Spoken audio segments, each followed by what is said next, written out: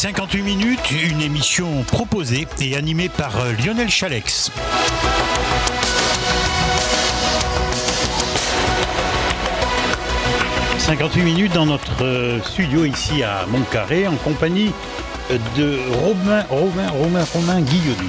C'est ça, je ne me suis pas trompé. Exactement. Voilà, vous êtes artisan d'art, vous êtes un spécialiste du tournage sur bois. On peut vous définir comme ça. Bonjour Lionel, tout d'abord. Bonjour. Vous venez de Fronsac. Hein. Exactement, oui, je viens de Fronsac. Spécialiste du tournage sur bois, oui et non. En tout cas, c'est quelque chose que j'adore, effectivement. Je suis autodidacte dans le tournage. Moi, je suis vraiment spécialisé en fait dans le stylo. Alors, vous avez une formation quand même par rapport au bois ? Alors, j'ai fait une reconversion professionnelle, oui. Effectivement, dans la menuiserie. Donc, j'ai un niveau 5 de menuisier. Mais rien à voir avec du tournage. Hein. Je n'ai pas appris à faire ça. Moi, là où je me suis spécialisé, en fait, c'était vraiment dans la confection de stylos en cèpe de vigne. D'accord. Alors, on va montrer, puisque vous êtes venu avec quelques spécimens, des beaux spécimens. On a envie d'écrire avec de tels stylos. Comment vous êtes venu ou pour la passion du bois ? La passion du bois, en fait, ça arrive de loin. Il y a une dizaine d'années de ça, je dirais, j'ai commencé à me passionner pour l'apiculture. Donc j'ai suivi un rucher école, comme des gens iraient courir le dimanche. Moi, j'allais dans les ruchers écoles, me former aux abeilles. Et c'est vrai que à ce moment-là, avec mon petit salaire d'ouvrier industriel, c'était très compliqué de pouvoir m'équiper. Donc j'ai commencé à récupérer les premières palettes en industrie, là où je bossais. Et ça m'a coûté moins cher d'acheter des scies et des outils sur Internet d'occasion. Et vous fabriquez une ruche ? Et je me suis mis à fabriquer mes ruches, à fabriquer mes cadres. Des ruches, non ? Des ruches, oui, effectivement. Et puis là, c'est les odeurs du bois, c'est ces senteurs qui ont commencé à apparaître. Et puis ça, c'est il y a combien de temps ? C'était une dizaine d'années, ça, à peu près.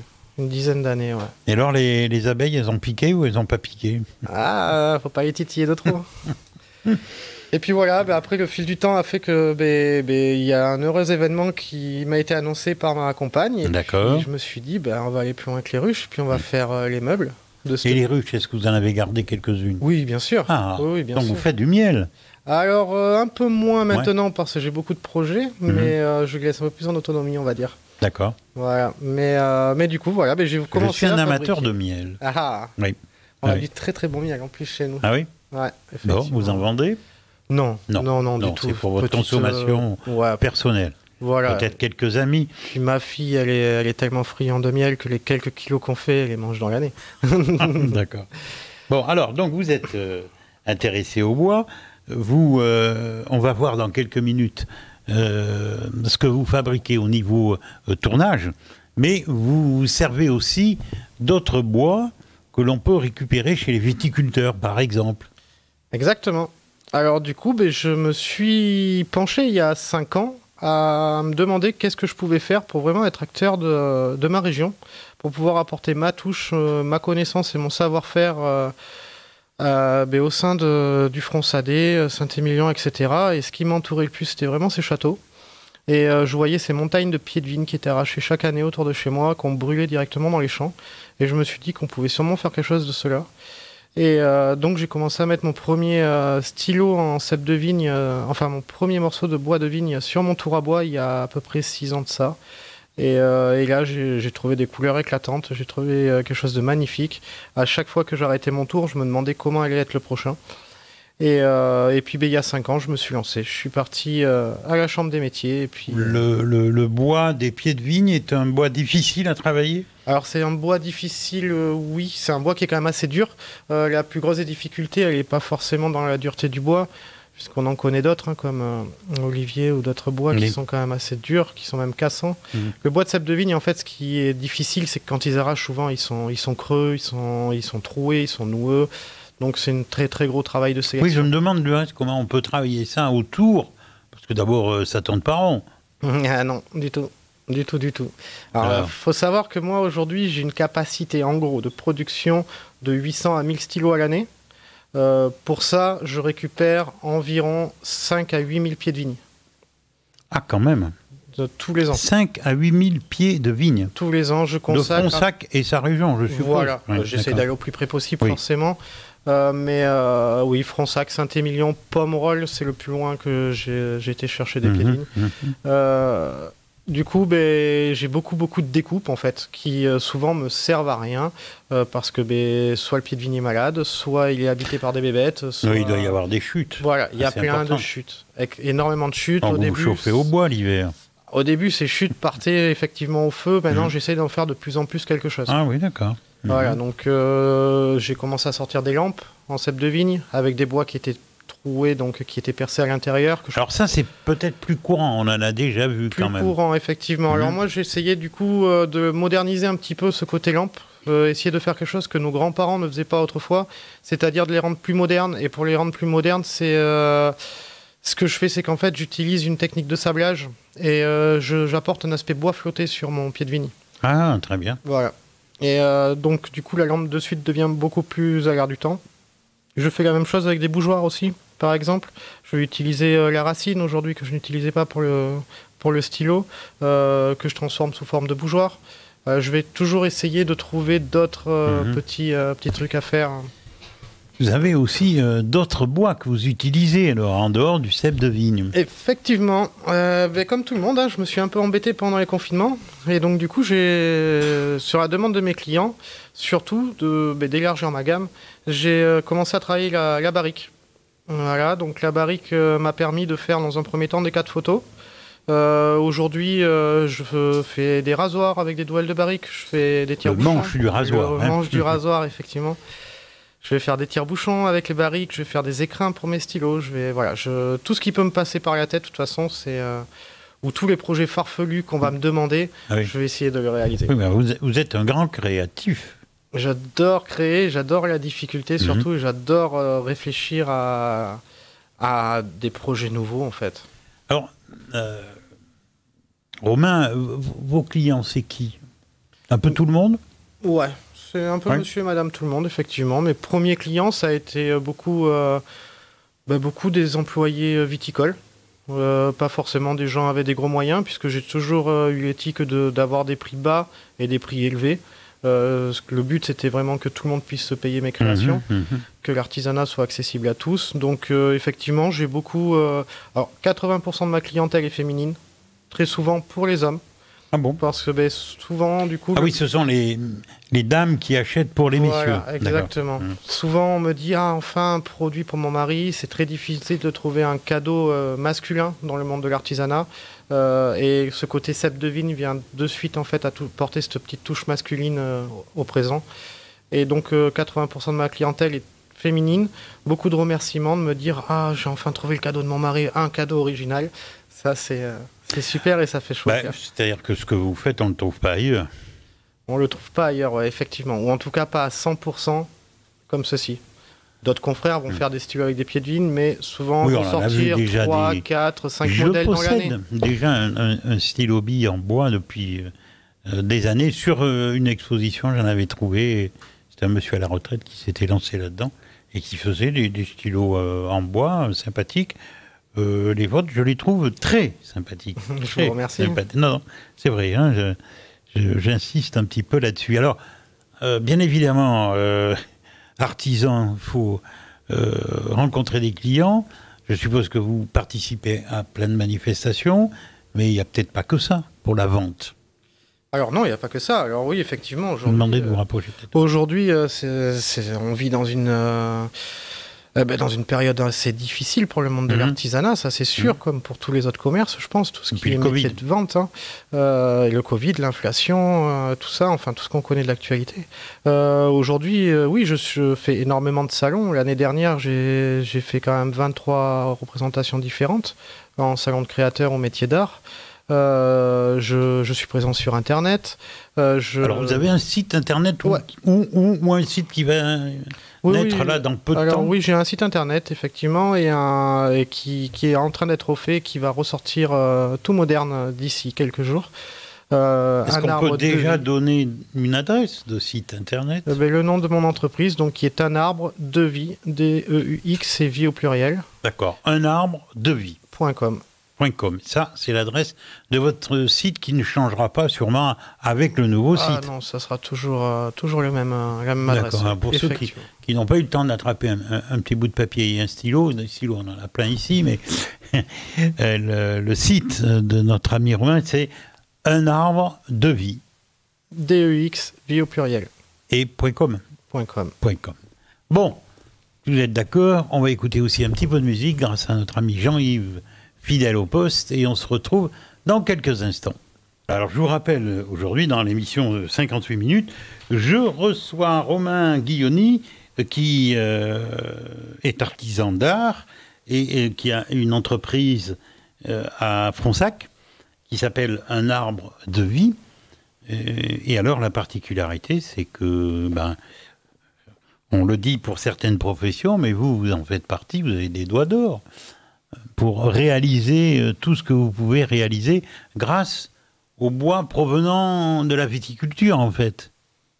Des doigts d'or, je sais pas. En tout cas, j'ai encore mes 10 doigts. D'or, Pour un menuisier, j'ai toujours mes 10 doigts, c'est déjà pas mal. C'est important. C'est déjà Alors, important. on parlait des ventes à l'instant. Vous avez des particuliers, par le biais aussi de votre site internet, dont on va redire à nouveau l'adresse. unarbredevie.com. unarbredevie.com. Et après, en dehors de ça, vous avez quelques entreprises Effectivement, je travaille pour quelques châteaux. Citez, n'hésitez pas. Pour les derniers châteaux travaillés cette année, c'était Château Bailly par exemple, Pessac-Léognan, Grand Cru classé. J'ai eu travaillé donc pour Château Magondo, pour Monsieur Goujon, à Saillant. À Olivier, on va lui faire un petit coucou. J'espère qu'il écoutera notre émission. Excellent vin de Fronsac, Château Magondo et Olivier Goujon, que nous connaissons ici à la radio, bien évidemment. Donc on le salue bien haut et bien bas. Voilà, j'ai pu travailler pour le château Soutard à Saint-Émilion, j'ai pu travailler pour plusieurs châteaux, effectivement, mais pas que des châteaux, puisque ça m'est arrivé aussi de travailler pour d'autres sociétés, comme des sociétés de location de voitures en faisant des porte-clés, pour des gîtes aussi, en faisant des porte-clés ou en faisant des plaquettes pour les noms des chambres, par exemple. Voilà. Une question qui me vient à l'esprit, est-ce que vous pouvez travailler en grande quantité, mais aussi en toute petite quantité? Alors moi, j'ai pas de quantité minimum. Même pour les professionnels, je pense que c'est un peu ma force qui a fait que j'ai réussi à me lancer, surtout dans le monde de l'industrie, du professionnel, excusez-moi. C'était de pouvoir leur envoyer ne serait-ce que 2 ou 3 stylos de chaque pour que déjà ils puissent se rendre compte avant de commander des quantités de peut-être 20, 50 ou 100 pièces. Puisque de suite, on est quand même sur des stylos qui ne sont pas à 45 centimes. Les plus grosses quantités que j'ai pu travailler, aujourd'hui, c'est par 100. C'est par centaines de stylos. Par centaines, donc ça veut dire plusieurs centaines. Ça dépend, ça dépend des châteaux. Après, ça dépend. Est-ce que ça, c'est pas un travail un peu répétitif? Oui, voilà. Oui et non, parce que moi, quand je travaille sur une production de plusieurs dizaines ou centaines de stylos, c'est en même temps, je pense vraiment à comment je vais mettre en avant l'entreprise et je me dis que c'est grâce aussi à mon savoir-faire et à ce que je suis en train de réaliser dans mon petit atelier que ce château-là va être mis en avant. Et donc, c'est quand même une responsabilité qu'on met sur mes épaules. Et donc, du coup, c'est une envie de bien faire. Et donc, non, c'est... Il n'y a pas que ce côté rébarbatif. Surtout qu'à chaque fois que j'arrête le tour à bois, j'ai une nuance différente sur mon stylo. Tout est en pièces uniques. Donc, vous êtes le vrai artisan. Alors, notre ami Jean-Yves, qui est multifonction ici, vient d'enjamber notre comptoir et va nous faire un gros plan. Vous êtes venu, c'est sympa. On ne l'avait pas prévu, mais c'est super sympa d'être venu avec plusieurs de vos créations. Zoom au maximum, cher Jean-Yves. Voilà, qu'on voit ces beaux stylos en bois. Je vais en sortir un. Voilà, alors attendez, là je ne peux pas tenir. Ou alors si on va essayer de mettre ça. Hop là, donc ça va pas servir à grand chose. Voilà, si vous pouvez m'aider, ça sera encore mieux. Avec plaisir. Voilà, donc là, je vous montre ce stylo, voilà, la pointe.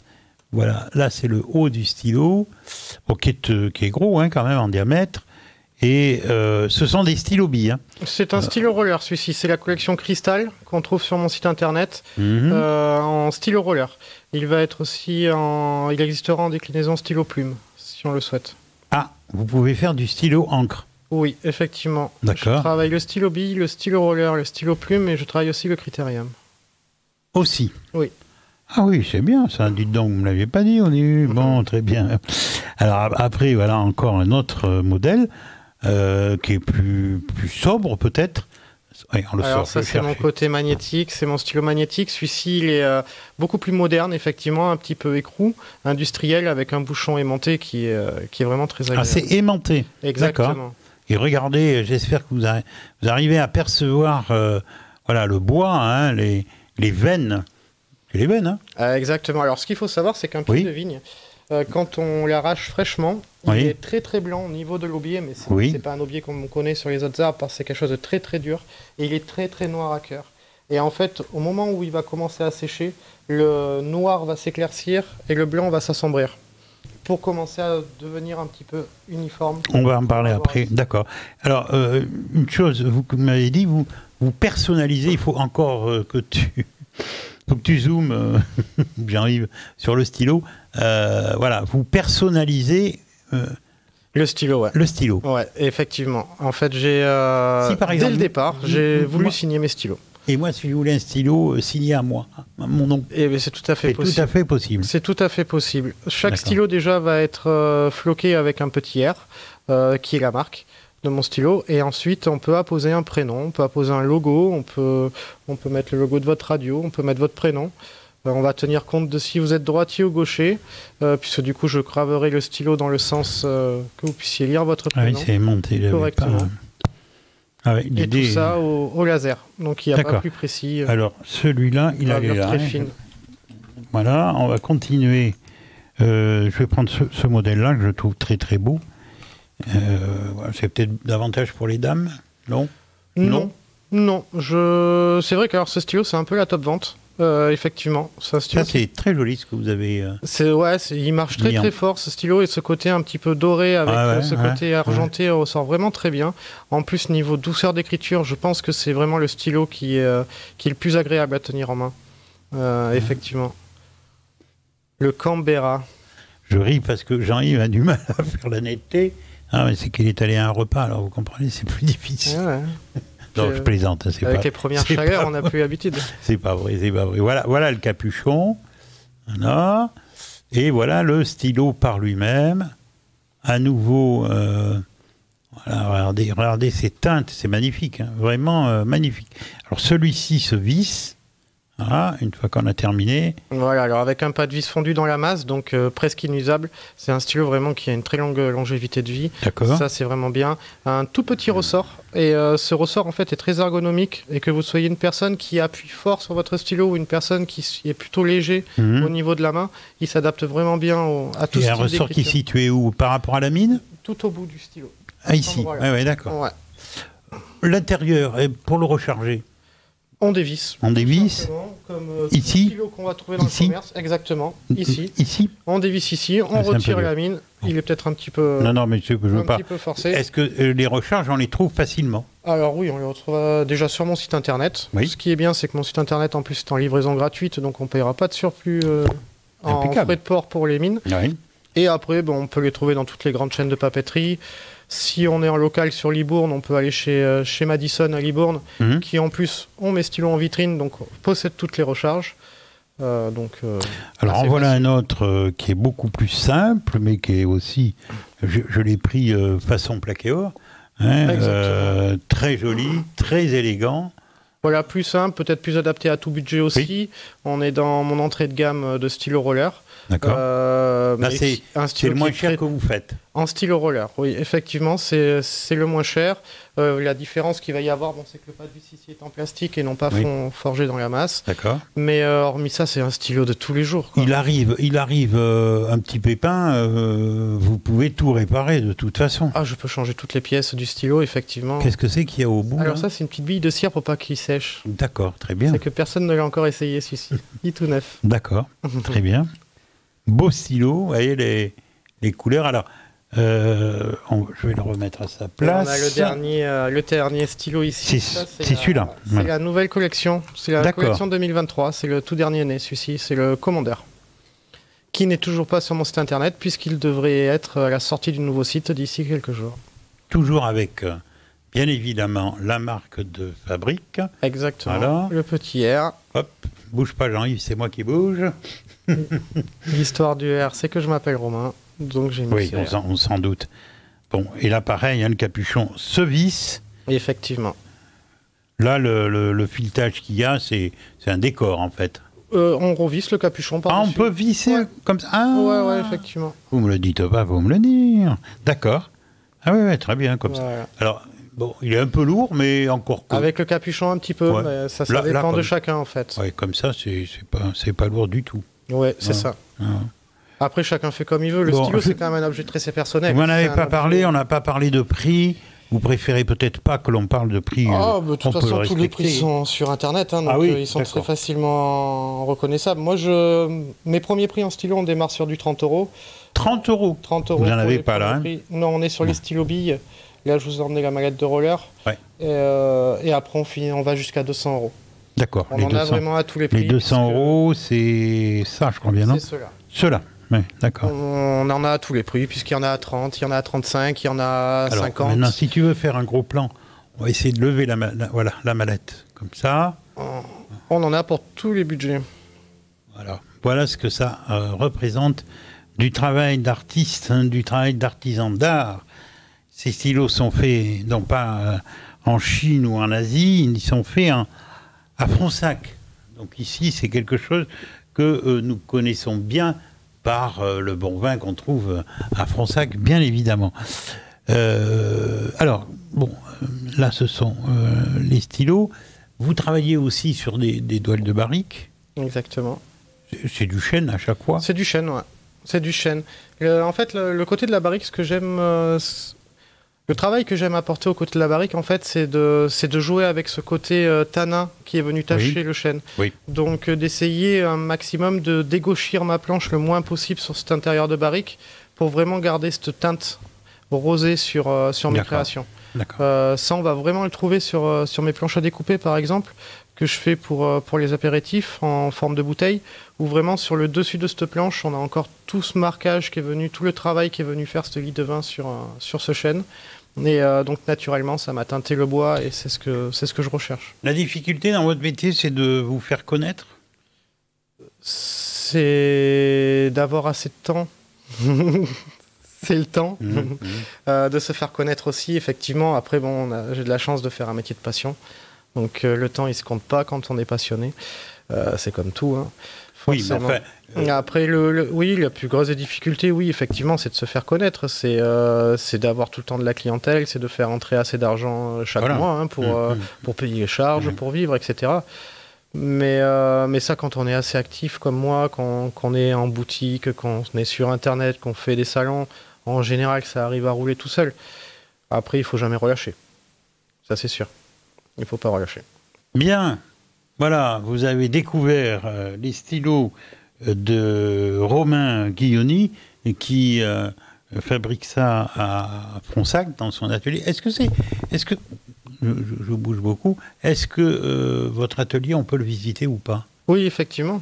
Mon atelier, il va y avoir des gros changements. Alors, mon atelier, en fait, est un atelier associatif. Donc, un atelier partagé où on est une vingtaine d'artisans à se partager les locaux. C'est un grand hangar. Grand hangar, oui et non, puisqu'on est 20 artisans, donc c'est l'association de la Tête aux Toits qui m'accueille aujourd'hui. Grand hangar, oui et non, puisqu'on est 20, mais on n'est vraiment que 2 à bosser dans cet atelier-là, puisqu'il y a un menuisier et moi en tournage sur bois.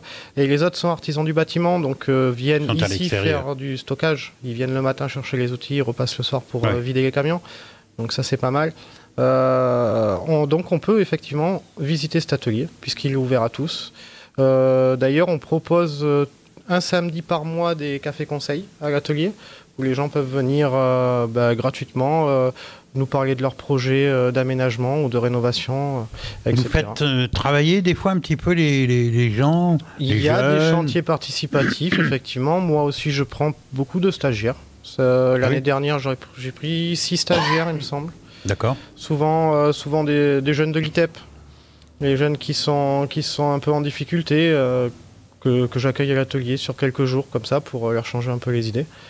Et oui, le but c'est vraiment la transmission, hein. Moi aujourd'hui je suis dans la transmission.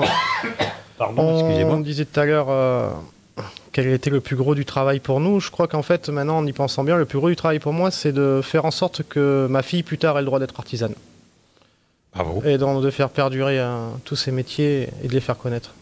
Bon, allez, on rappelle votre site. Un arbre de vie. Un arbre. 2DUX, vie au pluriel. Voilà. Un arbre de vie, gmail.com pour l'adresse. Gmail.com pour l'adresse du site internet où vous retrouverez les stylos qu'on vient de vous montrer, les prix, etc. Vous envoyez, vous pouvez expédier. Bien oui, j'expédie partout. Ouais, oui. D'accord. Partout en France. Alors, une nouvelle pause musicale et on se retrouve tout de suite, cher Romain. Et alors, CLC Média, aujourd'hui, dans l'émission 58 minutes, je vous rappelle que je reçois Romain Guillouni, qui est artisan d'art, qui travaille le bois. Vous l'avez vu tout à l'heure, on vous a montré les beaux stylos qu'il réalise. Il est de Fronsac. Et vous allez nous parler d'une manifestation maintenant qui va avoir lieu dans quelques temps. Oui, effectivement. Alors du coup, moi, depuis cette année, j'ai intégré les bureaux du Centre des métiers d'art de Charente. Donc, une association collégiale qui cette année, organise la 43e édition des métiers d'art et compagnie au cloître de Chalais. Donc, cette année, ce sera 26 artisans d'art qui seront présents du 17 juillet au 20 août. Donc, pendant 5 semaines. Alors, retenez ces dates. 17 juillet au 20 août.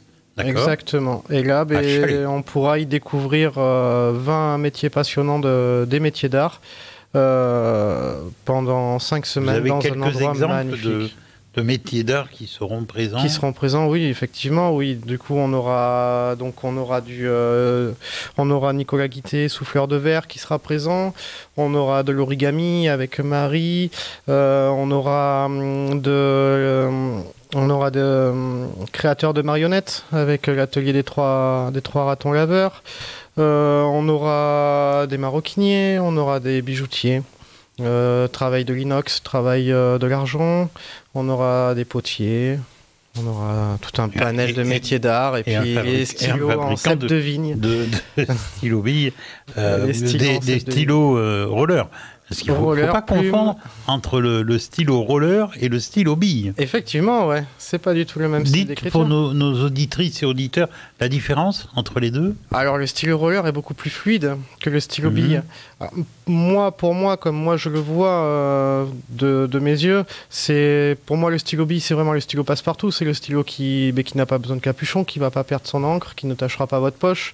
Vous pouvez l'emmener dans votre sac à main, vous pouvez l'emmener partout. Le stylo roller, pour moi, est plutôt un stylo un peu plus luxueux, plus stylo de bureau. Un stylo un peu comme le stylo plume qui pourrait couler, etc. Donc qu'on va plutôt avoir sur son bureau une belle pièce avec laquelle on va aimer écrire. D'accord. Alors, je vous rappelle donc cette date, c'est à Chalais, au cloître. Au cloître de Chalais. Chalais, c'est à côté du château, du fameux château de Yves Lecoq. Exactement, oui, c'est à quelques dizaines de mètres du château. Ouais. Et c'est du 17 juillet au 20 août. Exactement, du 17 juillet au 20 août. Ouais. Bon, on va essayer de travailler ensemble. Nous allons être partenaires ensemble de cette manifestation. Comprenez que moi, j'adore l'artisanat, de par ma profession d'origine. Je mets les pendules à l'heure, on le sait. Donc, je ne peux qu'approuver de telles initiatives. Vous avez aussi une autre manifestation ou pas ? Oui, mon atelier partagé associatif fait cette année sa 3e journée des métiers de l'artisanat qui se déroulera le 9 septembre, du coup dans les locaux de l'association de la Tête aux Toits à Fronsac. Donc une journée familiale au bord de la Dordogne où on pourra venir profiter de grillades, de boissons fraîches. Et ça, il se peut que CLC soit là, s'il y a des boissons fraîches. Toujours des produits locaux, des Oui. produits de chez nous, puisqu'on est quand même une association en éco-bâti. Moi, dans cette association-là, je suis artisan recycleur, entre guillemets. On aura de la taille de pierre, on aura du tournage sur bois, on aura des conférences, on aura très certainement de la projection chaud-chanvre. De la projection? Chaud-chanvre, Ah oui, d'accord. de l'isolation, en fait. On sera là pour répondre aux questions. Alors ça, c'est une manifestation que vous-même vous organisez avec votre association. Exactement. Le 9 septembre. Le 9 septembre. Ça tombe un dimanche, je suppose, ou C'est un samedi, oui. C'est un samedi. Ah bon? Et pas le dimanche, non? Vous ne faites pas 2 jours? Non, Ah bon? on le Ok. fait que sur une seule journée. Le Ouais. dimanche, on range, parce que le lundi, il faut travailler. Organisé. Donc le dimanche, on range les locaux, ouais, effectivement. Alors maintenant, on va venir à quelque chose d'un peu plus terre à terre. On a eu 2 ans de Covid. L'artisanat a souffert. Où est-ce que vous en êtes, vous? Alors aujourd'hui, l'artisanat a souffert, ça c'est clair. Moi, j'ai eu beaucoup de chance, je pense, pendant ces 2 années de Covid, d'avoir une trésorerie pour m'aider à tenir. Ça, Vous c'est avez eu sûr. des aides? Des aides, non. Non, malheureusement pas, puisque moi, ça fait 5 ans maintenant que je suis lancé. Ma première année d'entreprise, j'étais en double activité, j'étais encore à l'usine, donc pas assez de revenus, entre guillemets, pour pouvoir avoir les aides. Mais par contre, la chance que j'avais, c'est que j'avais droit au chômage suite à ma rupture conventionnelle. Donc j'ai pu vivre grâce à ça, tenir mon activité, et surtout j'ai pu développer ma créativité. C'est vrai que je pense que le Covid oui, nous a fait mal, ça c'est sûr. Moi j'ai essayé d'en tirer parti. Le Covid m'a quand même permis d'avoir le temps, entre guillemets, de faire un site internet que j'avais pas avant. Mais enfin, le Covid a duré 2 ans. Quand même. Le Covid a Vous duré n'avez 2 pas ans. mis 2 ans pour faire un site internet. Ah non, mais j'ai bien mis 4 mois. D'accord. Par sans connaissance, c'est vrai que c'est pas facile. Il faut savoir toucher à tout quand on est artisan, je pense. Donc j'ai regardé des vidéos et puis je me suis débrouillé. Et puis ça m'a permis aussi d'avoir de nouvelles idées. Parce que du coup, nouvelle ère qui nous entourait autour de nous, des idées différentes aussi. De développer plus le commerce en ligne, d'aller plus sur d'autres plateformes de vente. Enfin voilà, je me suis pas relâché, j'ai quand même essayé d'être actif dans ce que je faisais, de le développer un maximum, être présent sur les réseaux sociaux. Vous tendez une perche. Actuellement, vos clients sont davantage par le biais d'Internet ou des clients que vous rencontrez comme ça à travers des manifestations? Moi, je suis très actif sur les manifestations et j'aime les rencontres. Donc, le fait de faire beaucoup de manifestations, forcément, j'ai beaucoup plus de clients en direct. Vous faites de la démonstration sur place ou pas? Très rarement. Très rarement. Très rarement, je le fais si vraiment on me le demande. Très rarement. À Chalais, je devrais venir une fois avec mon tour à bois, ouais, effectivement, le 9 septembre. Le tour à bois, c'est quand même encombrant, peut-être. C'est un peu encombrant, mais après, maintenant, il existe des petits tours à bois qui sont facilement transportables et on fait avec. Et oui, après, ça arrive de faire quelques démonstrations, mais non, en général, je préfère l'échange avec la clientèle. Faire la démonstration, c'est m'enfermer autour de mon tour, c'est avoir les yeux rivés sur mon tour et ne pas être en contact du client, et donc c'est plus difficile. C'est vrai. Alors, moi, je veux qu'on parle au maximum, puisqu'on va être partenaire dans cette manifestation. On va bombarder les dates, les lieux de rencontre pour cette manifestation à Chalais, qui va donc se dérouler du 17 juillet au 20 août. Oui, c'est ça ? effectivement. Bon, je me tourne un peu, vous voyez, c'est une radio spéciale ici, je me tourne un peu vers Jean-Yves. Est-ce qu'il aurait une date de disponible entre le 17 et le 20 juillet? J'aime bien les gros yeux qu'il me fait. Non, je pense à ça parce que, voilà, si on avait eu une possibilité, ça aurait été bien d'y aller en direct. Moi, j'aurais pu y aller en direct. Bon, il faut quelqu'un ici pour le faire. Mais oui, qu'est-ce que vous voulez dire ? 12 juillet au 20 août, excusez-moi. Ah, c'est du 12 juillet au 20 août. Donc, exactement. on aura le temps d'aller défiler pour le 14. Exactement. Et l'entrée est libre et gratuite. En plus. Et on vous reçoit de 10h à 19h non-stop. Est-ce qu'il y a de quoi se restaurer sur place ? Non. Par contre, tous les ans, on a notre petite barre de curiosité. Donc, on propose des jus de fruits bio et locaux. Donc, souvent du jus de pomme, des fermes des alentours. Et puis, on a un petit brasseur local et bio aussi avec qui on bosse. Donc, il y a des petites bières locales à déguster dans le cloître pour pouvoir en profiter pleinement. Pas de sandwich, vous n'avez pas Non, envie, c'est dommage. malheureusement, on n'a pas le temps de tout gérer. Et puis, Vous pourriez trouver quelqu'un qui fasse ça. on pourrait. Ouais. Après, on fait déjà beaucoup de choses, donc c'est vrai que c'est compliqué. Il y aura des formations qui seront là. Il y a des ateliers de formation. Il y aura un spectacle Si de quelqu'un, marionnettes. en nous écoutant, ah, mais moi je pourrais y aller, vous seriez preneur ou pas? Ça peut se discuter. Oui, ça peut se discuter, ouais. Ça se voilà. discute au sein de la collégiale, tout ça. D'accord. Je ne prendrai pas la décision pour tout le monde. Non, bien sûr. Non, mais voilà, si quelqu'un vous contactait en disant non, mais moi je peux vous proposer, comme on les voit des fois dans des camions ou des choses comme ça devant, bon, voilà, ça peut être un petit plus, quoi. Ça peut. Attention, je ne veux pas m'initier dans vos projets, bien évidemment. Hein. Donc, du 12 juillet au 20 août, retenez bien cette date. Chalet, pour tout vous dire, Chalet, il faut d'ici, vous voyez, de Montcarré par exemple, il faut à peine 1 heure. C'est ça, on est à 40 minutes. J'y passe assez souvent à Chalet. 40 minutes de Libourne. Voilà. Donc on est à 20 minutes de Libourne, je dis à peu près 1 heure, bon, ce qui n'est pas le bout du monde. Si on part. En plus la route est belle, elle est agréable. Exact. Oui, c'est vrai. Et c'est surtout que faire aussi une journée en partant à 1 heure de route de chez soi, on peut aller visiter Opter-sur-Dronne, qui magnifique. est un village magnifique, je classé connais avec très bien. une église monolithe qui est On dit la plus grande d'Europe. la plus grande d'Europe. Ouais, c'est ça, exactement, avec un escalier magnifique à l'intérieur, un petit village qui a des points de vue sublimes. Bon, ça monte un peu. Lac, Ça monte. un petit lac où on peut baigner les enfants. À Aubeterre ? Ouais, à Opter, oui. Tout en bas d'Opter. Il y a la Drôme qui passe. Il y a la Drôme, et puis juste à côté, on a un lac bien aménagé où les enfants peuvent se baigner. On peut faire du canoë-kayak. Il y a un camping. Et il y a un camping, oui. D'accord. C'est ça. Et 10 minutes avant, on est à Chalet, on visite le cloître, on se met au frais dans le cloître. Et un cloître en plus qui est fermé au public. Ça, faut le savoir, qui est ouvert 5 semaines par an seulement quand nous, on ouvre l'exposition. Voilà, quand il y a une manifestation. Voilà, donc c'est quand même un lieu historique à venir visiter sur ce moment-là. Là, comment dire, les participants, ça y est, c'est clôturé, vous ne prenez personne d'autre. Oui, ça y est. Je le dis parce que c'est clôturé. C'est comme ça, c'est pas la peine de vous appeler, de vous contacter, c'est clôturé. Maintenant, vous pouvez y aller, donc du 12 juillet au 20 août, de quelle heure à quelle heure vous avez dit 10h à 19h. 10h, 19h. Voilà, bon, vous pourrez, croyez-moi sur parole, vous trouverez de toute façon à vous restaurer, ou sur place, ou autour, obligatoirement. Autour de Chalet, oui, effectivement. Ouais. Voilà. Ouais.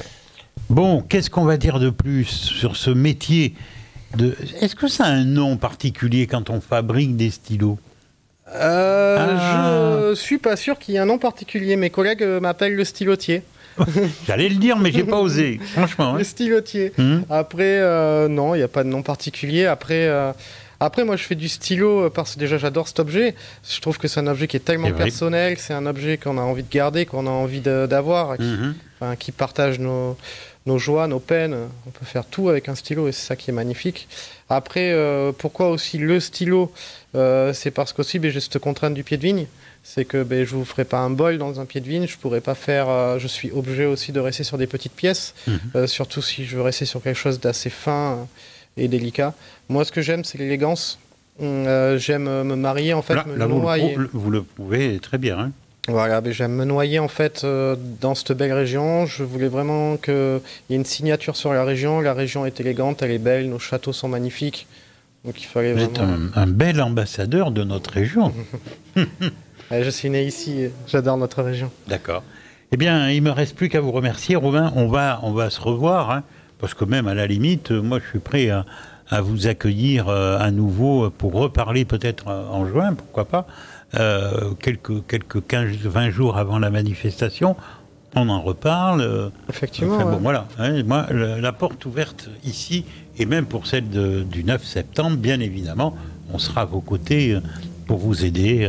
Bon, voilà. C'est parfait. Merci d'être venu depuis Fronsac. On va remercier aussi notre ami Jean-Yves, qui a su faire des sauts d'obstacles pour nous montrer à la vidéo vos belles réalisations, ces beaux stylos. Je rappelle le site internet de notre ami Romain, unarbredevie.com. de DUX, vie au pluriel. Vous m'avez parlé de Gmail tout à l'heure. Ça, c'est l'adresse mail. Ah, d'accord, oui, d'accord. Ça, c'est l'adresse du site. L'adresse du site. Un arbre de vie. On trouve l'adresse du mail. pluriel.com, exactement. Oui. Et tout en livraison gratuite en plus. D'accord.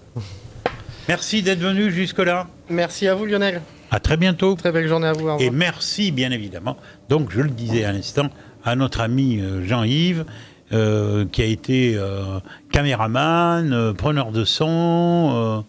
Je ne sais pas ce qu'on va trouver de nouveau, hein, ça va être difficile. Merci, à très bientôt pour une nouvelle émission de 58 minutes.